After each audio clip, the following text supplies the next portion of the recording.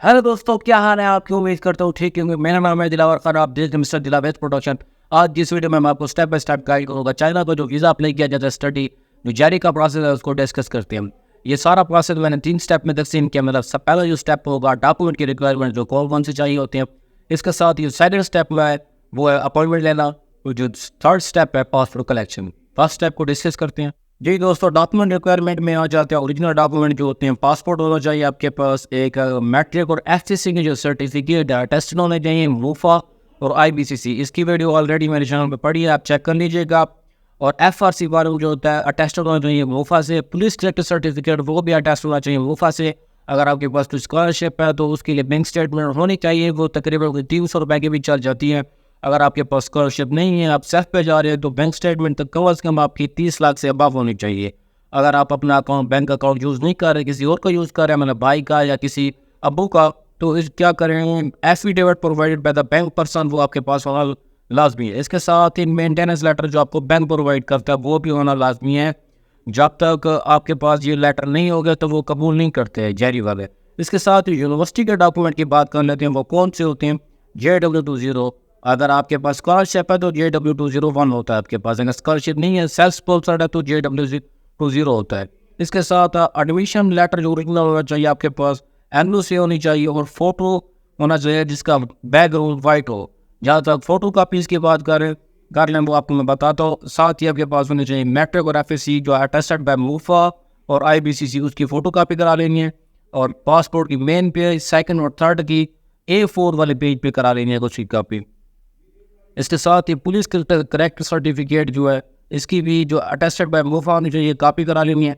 FRC attested bye मूफा होना चाहिए, उसकी भी कापी करा लेना है आपने।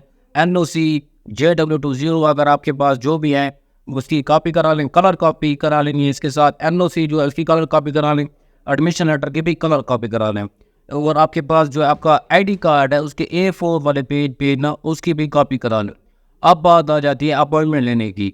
आपने ये सारा प्रोसेस कर लिया, आपके पास डॉक्यूमेंट क्लियर है। अपॉइंटमेंट लेने का जो तरीका आपको मैं कंप्यूटर स्क्रीन पे दिखा। जी दोस्तों, अब अपॉइंटमेंट लेने के लिए आपके पास मोबाइल या कंप्यूटर की जो है तो उसमें गूगल ओपन कर लेना है और यहाँ पे लिखना होगा आपको जेरी वीज़ा चाइना।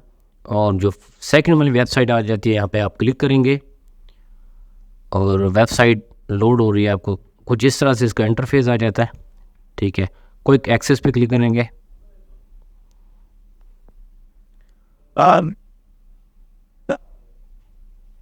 जी, अपॉइंटमेंट लेने के लिए आपको सबसे पहले एप्लीकेशन फॉर्म फिल करना होता है। यहाँ पे न्यू एप्लीकेशन फॉर्म पे क्लिक करेंगे और फिर जब एप्लीकेशन फॉर्म हम सबमिट कर देते हैं उसी एप्लीकेशन नंबर को हम यूज़ करके अपनी अपॉइंटमेंट लेते हैं।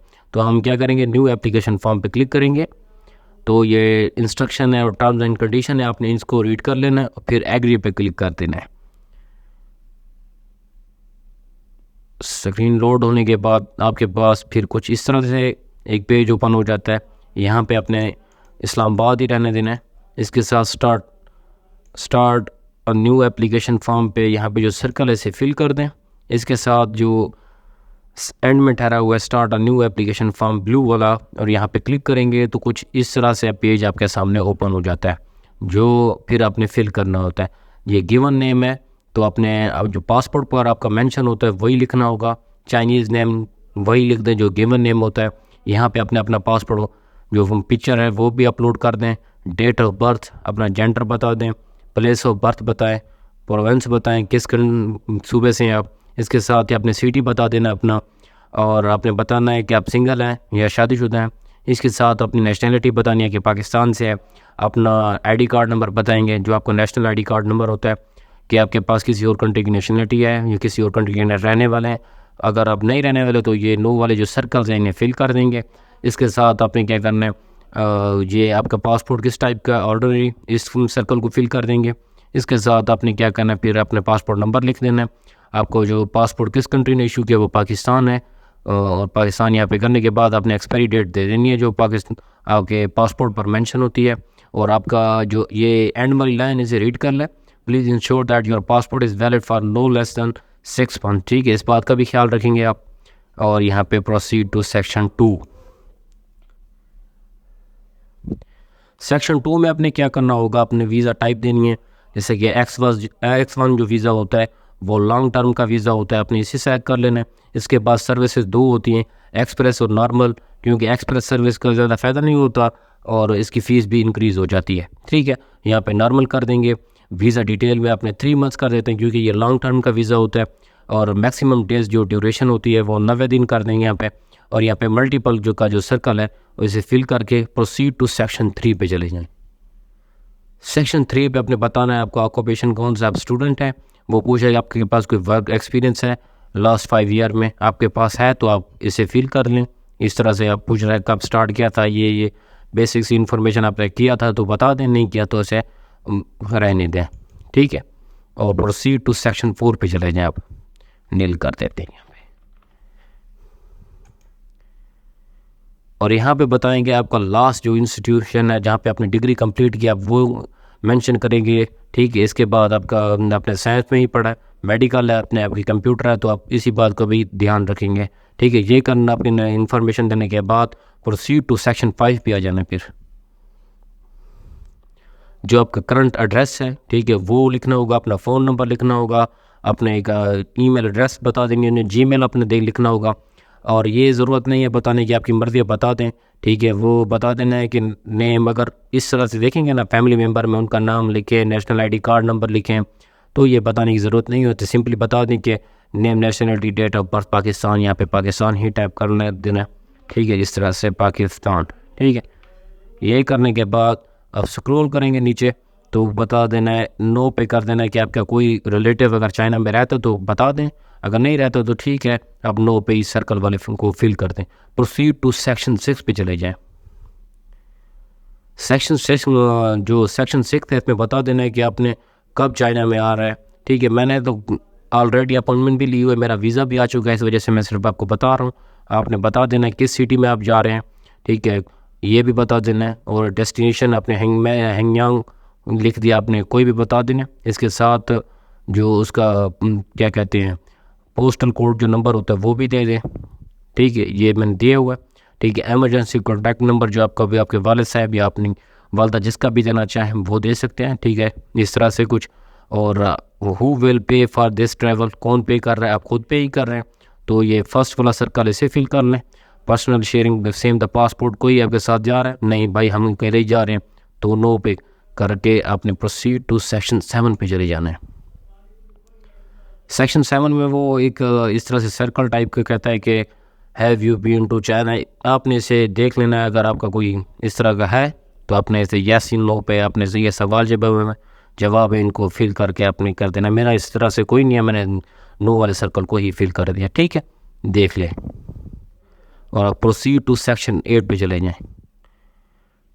यहाँ पे बता रहा है कि आप किसी टाइम आपका वीज़ा रिजेक्ट हुआ है या आपके पास जो इलीगल एक्टिविटी इस तरह के सवाल पूछ रहे हैं, यस नो वाला है, आपने नो ही कर देना है। आप कोई डिजीज़ तो नहीं है, ETC ये ऐसे सवाल पूछ रहे हैं, आपने नो कर देना। अगर आपको कोई है तो बस फिर यस कर दें। ठीक है, और प्रोसीड टू सेक्शन 9 पे चले जाएंगे आप। फिर सेक्शन 9 में कह रहे हैं कि आप अपना जो पासपोर्ट है वो कलेक्ट कैसे करेंगे, बाई पोस्ट या बाई वीज़ा सेंटर जाके, मतलब जैरी में जाके आपने पासपोर्ट कलेक्ट करना है। ठीक है, बाई एवरेज तो अपना पासपोर्ट जैरी में जाके कलेक्ट करना है, तो आप में सेव पे क्लिक कर लेंगे। ठीक है, और फिर क्या करेंगे, प्रोसीड टू सेक्शन 10 पे चले जाएंगे। और यहाँ पे आखिरी स्टेप होता है, अपनी एप्लीकेशन को एक बार रीड कर लें सारी को। ठीक है, देख लें अगर कहीं पे मिस्टेक है तो उसे एडिट करके अपना सही कर लें।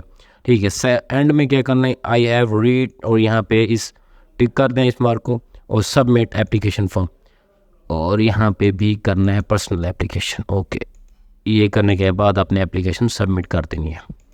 ठीक है, एप्लीकेशन नंबर आपको मेंशन कर रहा है, ये है, इसी की मदद से हम अपनी अपॉइंटमेंट लेते हैं। ठीक है, ये 7 सेकंड के बाद हम अपना एप्लीकेशन फॉर्म जो है उससे डाउनलोड कर सकते हैं। मैं आपको डाउनलोड करके दिखा देता हूँ, यह है आई हैव स्टडीड। ठीक, इसके बाद डाउनलोड अपना एप्लीकेशन फॉर्म आप डाउनलोड कर लेंगे तो कुछ इस तरह से इसकी डाउनलोडिंग होती है, और ये डाउनलोड हो रहा है। ओके, थोड़ा नेट स्पीड का थोड़ा प्रॉब्लम है। ओके, ये डाउनलोड हो चुका है, मैं आपको दिखाता हूँ। तो दोस्तों, जो मैंने एप्लीकेशन अभी डाउनलोड किया है अपनी वीज़ा के लिए, वो कुछ इस तरह से दिखती है, आपने देख लें इसे। ठीक है, आप जब अपनी एप्लीकेशन सबमिट करके कर लेंगे तो इस तरह से आपने अपनी एप्लीकेशन को डाउनलोड कर लेना है। ठीक है, अब आती है अपॉइंटमेंट की बारी, वो मैं आपको बताता हूँ। जी दोस्तों, अपॉइंटमेंट लेने के लिए यहाँ पे जो सेकंड स्टेप है, अभी यहाँ पे कोई टाइम नहीं दे रहा, अपॉइंटमेंट हम नहीं ले सकते। ठीक है, यहाँ पे अपॉइंटमेंट पे क्लिक करते हैं और अपना जो एप्लीकेशन नंबर है उसे देते हैं, फ़ोन नंबर देते हैं और अपना पासपोर्ट नंबर देते हैं, और आप सेलेक्ट कर सकते हैं कौन सी डेट को अपना अपॉइंटमेंट लेकर आप जाना चाहते हैं। अपॉइंटमेंट लेटर कुछ इस तरह से दिखते हैं, मैं आपको वो भी दिखा दूँ। ठीक है, ये देख सकते हैं अपॉइंटमेंट लेटर मैंने ली थी कि जब मैं गया था उधर जेरी में। इसके दिमाग में थोड़ी सी डाउट आ रहा होगा, क्योंकि मैंने पिछली जो वीडियो में थोड़ी से बोला है कि मैंने एनओसी की बात की है। एनओसी की बात मैंने उन स्टूडेंट्स की मैंने बात की है जो 2021 या 2022 के दौर में जिन्होंने ऑनलाइन चाइना से पढ़ा था। ठीक है, उनके लिए रिक्वायर होती है। जो नए स्टूडेंट्स जा रहे हैं उनके लिए एनओसी की कोई रिक्वायरमेंट नहीं है। ठीक है, अपने के पास सिंपली JW20 होगा और एडमिशन नोटिस होगा, जो मैंने आपको पिछले बता चुका हूँ। आपने टोटल जो अपने डॉक्यूमेंट है सारे इकट्ठे करने हैं, कॉपीज ETC आपने ये इकट्ठा करने के बाद जेरी में पहुंच जाना है। जैसे भी जेरी में जो पहुंचेंगे, अपने अपॉइंटमेंट लेटर जो वहाँ पे सिक्योरिटी गार्ड होते हैं उसे दिखाएंगे, वो आपको एंटर होने देगा। आपने 3rd फ्लोर पे चला जाना है। 3rd फ्लोर पे वो एक मैडम ठहरी होते हैं काउंटर पे, आपने जो आपके डॉक्यूमेंट चेक करते हैं, लाइक आपका JW20 पुलिस क्लियर सर्टिफिकेट और एडमिशन नोटिस। ये चेक करने के बाद वो आपको एक टोकन नंबर इशू करती है। आपने फिर वो टोकन नंबर आप देख लेंगे आपको कौन सा नंबर आता है। आप जो भी आपको टोकन नंबर पे मेंशन होगा, काउंटर नंबर आपका नंबर स्क्रीन पे आ जाएगा।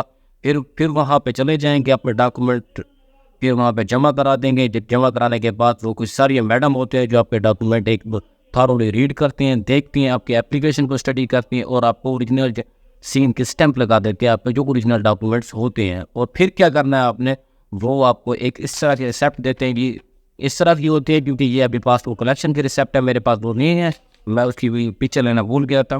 ठीक है, वो आपने लेनी है और आज सिंपल जो है ना इंटरव्यू रूम में चले जाना है। इंटरव्यू रूम में एक पाकिस्तानी बैठा होता है, कोई चाइनीज़ नहीं बैठा होता। वो पूछता है what's your name, what's your university name, are you interested in major, are you married, इस तरह के क्वेश्चन करता है। अब वो सिंपल होता है, तकरीबन कोई 2-4 या मिनट का इंटरव्यू होता है। वो क्लियर करने के बाद सिंपली आपने जाना है। इस तरह का जो आपने लिया था रिसेप्ट, वहाँ पे अपनी फ़ीस पे करनी है, तकरीबन वो है 13,200 आज के डॉलर के रेट के मुताबिक बता रहा हूँ।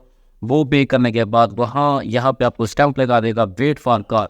7 दिन या 5 दिन के बाद अंदर आपको कॉल आ जाती है। जो पासपोर्ट ट्रैक करने का तरीका मैं आपको बता दूँ, आपने जेरी की वेबसाइट पे जाना है जहाँ पे एप्लीकेशन, अपॉइंटमेंट और 3rd पे ठहरा होता है स्टेटस का ऑप्शन। स्टेटस में जाने के बाद अपने अपॉइंटमेंट नंबर या अपने एप्लीकेशन नंबर देना है। इसके बाद अपना फ़ोन नंबर जो अपने एप्लीकेशन में दिया था वो देने के बाद आपको मैं यहाँ पे स्क्रीन पर नज़र आ रहा होगा।